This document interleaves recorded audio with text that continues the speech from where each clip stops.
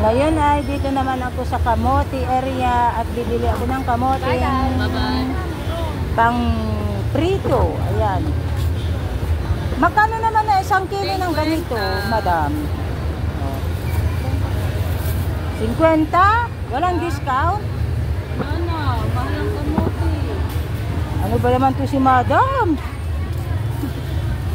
Ayan.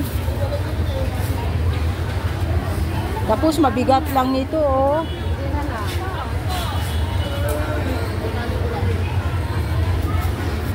May damage pa.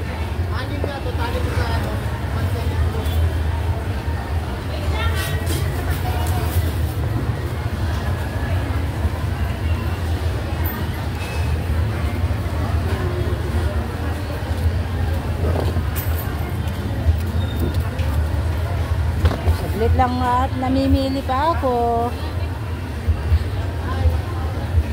Ito, madam. For me, madam, ito. Ay, teka lang, parang may damage ito. Ay, may damage nga yan. Ito na lang, madam. May 1 kilo na ba yan? Patingin nga. Eksakto. Tsaka, ngayon ay dito naman kami sa Gabi area. Hello po, madam. Ito na, madam. Isama mo.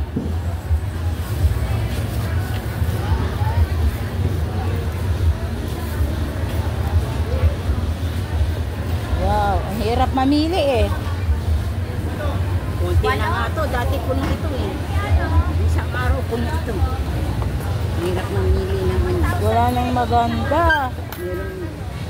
Meron nga sa bahay pa. Excuse lang po ah. Bakit? Excuse lang po. Yan yung maganda kung matabang ang puwet. Opo, pero may damage May po. damage. May Meron damage din inahanap ko yung mataba yung puwet eh. Oo nga, pero wala pong ano, may damage din ito. Masarap yung mataba yung puwet eh. Ito na sa atin. Ito na po, madam. Ay, teka lang, at may damage na naman yon. Na? Ito na? Hindi yan, at may damage yan.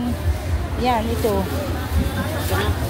Magkano 1 kilo niyan? 35.